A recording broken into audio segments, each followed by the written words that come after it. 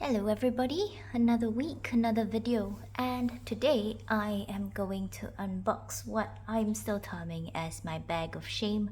I've actually had this bag for a few months and I've only just started using it, so this isn't a true unboxing, but I thought I'd show it to you because it is a really beautiful bag and I thought I'd just walk you through some of the lessons I've learned and some of the pain points I've had, but also just to admire it because this is really one of the most beautiful bags I've seen.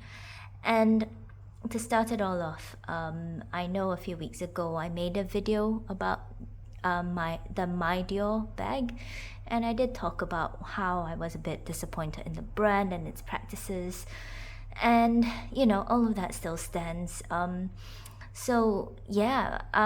think before I start talking about some of my thoughts on it, I might as well just unbox this and let you see what bag I bought. So as with all bags with Dior, it comes with this ribbon and it's got this box, and you will lift up the flap like that, and you've got Dior tissue paper, and you will be able to tell from the dust bag what it is, right? Because it says so right there in the dust bag. This is a Lady Dior bag, and I think it's a very special bag. I feel like Dior does take extra care when packaging bags, especially the Lady Dior ones. And so buying it or unboxing it feels to me like a very special sort of event. So you've got the Lady Dior on this dust bag. It's a very nice thick one.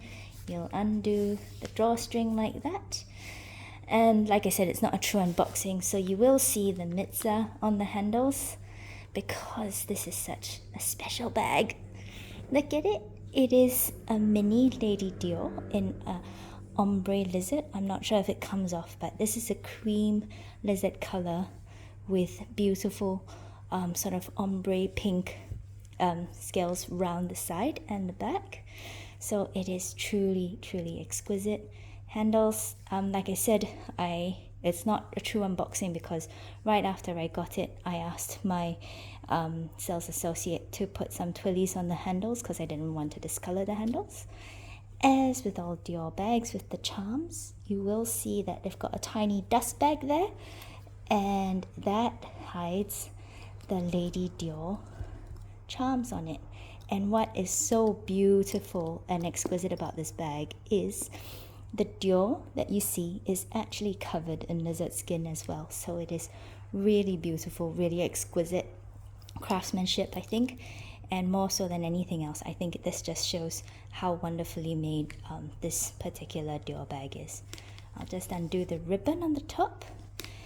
And as with all mini Diors, I think mini Lady Diors, I'm sure you'll all know, it's got a little flap.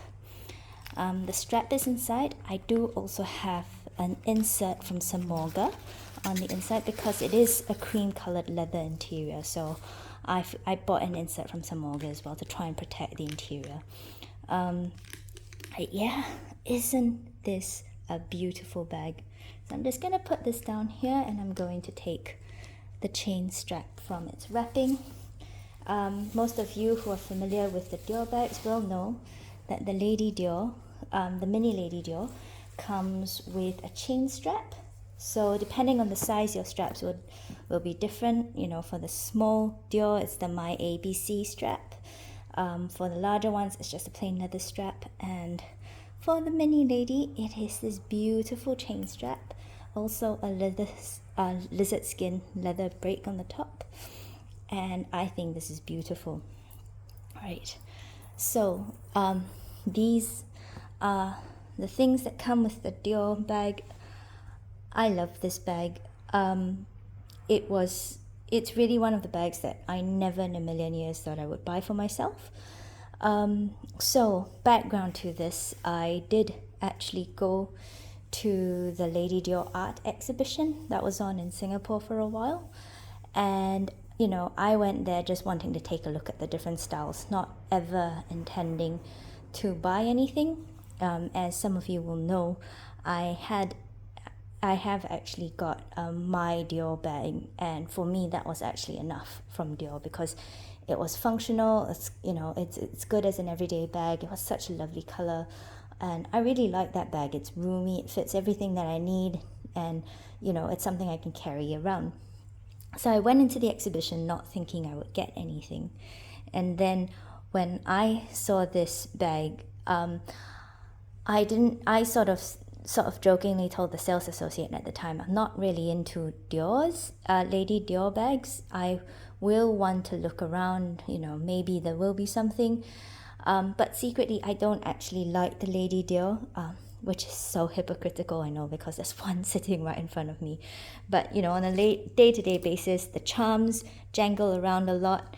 And then to get in and out of the bag, I know the flap is there for a reason. It's there for security. But to open the flap and close it is a bit of a faff. And in fact, I'm very, very scared of opening the flap on this bag because I know too much of it will probably discolor the flap. And it's a light-colored bag. So, and it's boxy. I don't like the small size because of the guitar strap. The large size feels too large or too big for me, and it's really expensive as well, right? So I decided I told myself long ago that I would not buy a My Dior bag.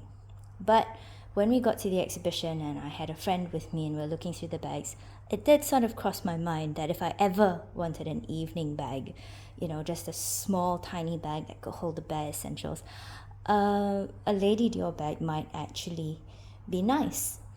And then I saw a fully white lizard bag that was stark white, with the normal Dior charms on it. And I thought, oh, that would be nice enough. And then I got told by my friend at the time, let's look at some of the bags. And they brought this one out. And I hadn't seen this in the store at all. And turns out they had specially brought this in for the event. And there were only a few pieces that they brought into Asia, and this was one of them. This is probably a sales tactic more than anything else. And I saw this and I just fell in love with it because it's unusual in terms of lizard. You've got this beige peachy ombre leading into a cream white, so it's not a stark white. And you've got, like I said, these charms. So it was so beautiful. And what I told my sales associate after that was, frankly, if there was ever a Lady Dior that was ready for dinner or a special event, this would be the bag. So I bought it, right? Even though it's more expensive than a medium Lady Dior, my one comfort is that this still costs less than a Chanel medium flap, which only goes to show, I suppose, how ridiculously expensive a Chanel medium flap is these days. But yes, so rule number one that I broke was don't buy a My Lady Dior. It doesn't a Lady Dior, because it's not something that I've ever thought about using, but it's when I saw it, I just fell in love with it. I have no idea how to describe that feeling. It was very visceral, sort of emotional connection to the bag. So I suppose in a way maybe it's fine because I fell in love with it, and this is a bag that, even though I felt I shouldn't buy, I still love it anyway. You will know, some of you may know as well, I've got a soft rule, which is don't buy a bag which can't fit your umbrella and your reusable bag inside. And this bag breaks both rules. In fact, let me just show you what can fit inside it. All right, you'll see it just about fits my phone cover. On a day-to-day basis, if I did want to put things in, I could squeeze in. This is a Moina card case.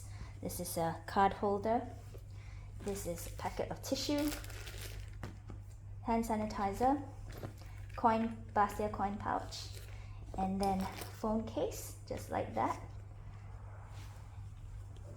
and lipstick on the top. And I don't know if you can see this, but it is quite full already. And when you put the flap down, it just about closes on the top, right? And that's basically it. Now, if you want to put your keys in, your car keys, right?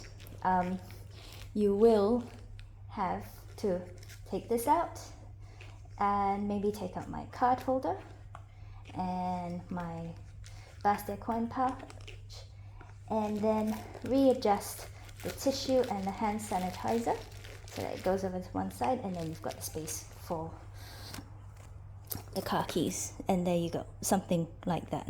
So if you've got a little bit of room to spare.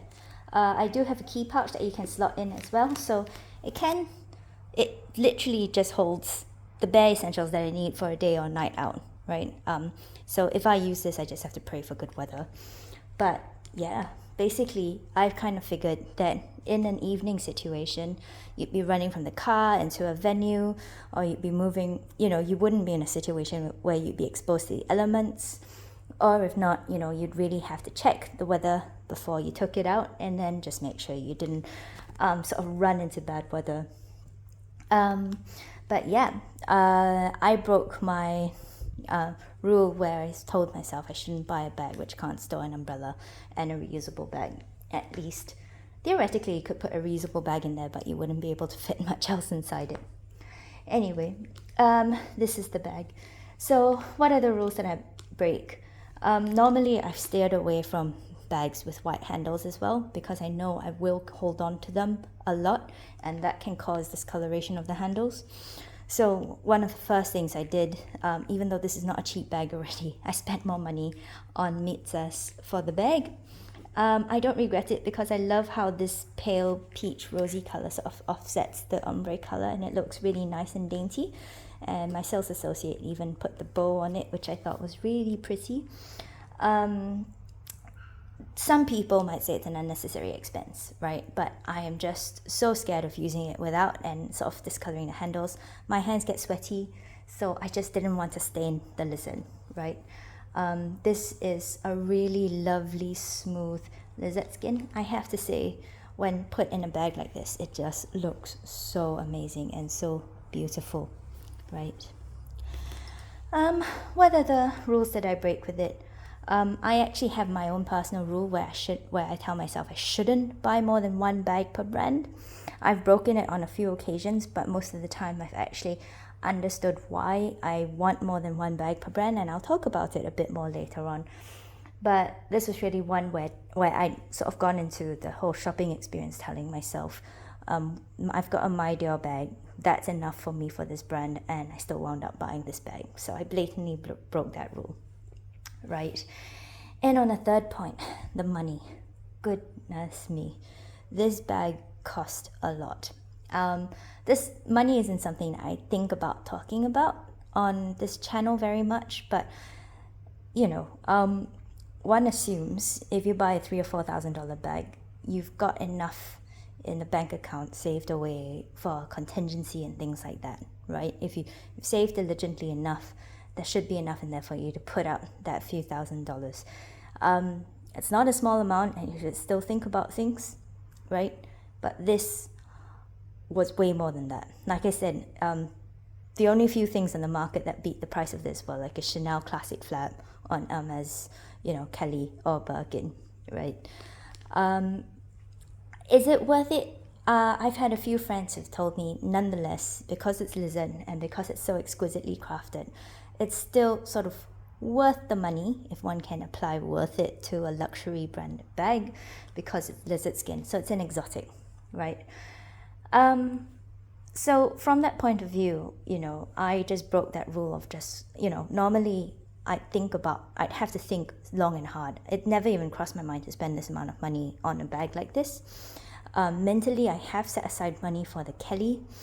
That is now no longer there because I've spent my Kelly money on this, which is another rule that you should not, like once, and if you're playing the Hermes game and you've already set aside money for the Kelly, you shouldn't actually touch it just in case the bag offer comes through. And I have reason to believe that mine will come through soon. So the fact that I've taken some money away from the Kelly fund to put into this is not the best decision at all. So lots of cons. It can't store very much. What I told my colleagues who actually saw the bag was, this is about as useful as a tiara. It's pretty, but that's about it, right? It can store some amount of things, so maybe it's not entirely useless, but you can find other bags in the market that will do the same thing for cheaper, I suppose.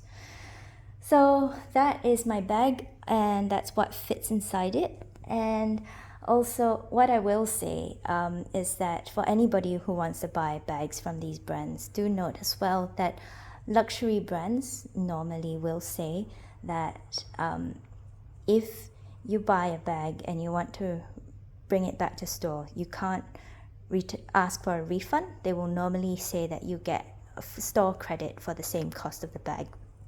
So one of the reasons why this bag is with me is I was thinking about swapping it out for a Lady D-Joy, which was about half the cost. But then I was sort of thinking about trying to make up the difference and what I would spend it on. And I just thought to myself, there's no point thinking about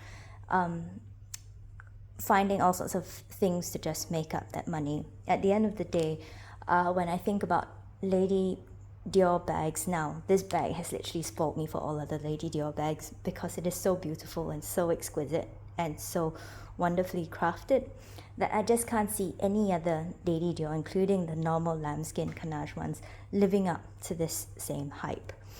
So yeah, that is it. So far I have taken this bag out a few times. I've worn it by the top handle and I've put the strap on, I've worn it on the shoulder. And that's that point of view, it's actually been fine. And you know, as I've taken it to work once because I had a couple of colleagues who knew I bought the bag and who wanted to see it. I do not bring my luxury bags to work, generally speaking. You know, not luxury bags of this cost and this kind of caliber, right? I've got my own work bags, but you know, I don't bring luxury bags into the office all too much. And so I brought it in once. Thankfully I had my laptop bag with me, so my umbrella and all the other office things went in there instead of in my usual work bag. And so yeah, this is my mini Lady Dior in the lizard. I hope you liked this video. I hope you got to enjoy it and you got to learn a few lessons and you got to see where I'm coming from.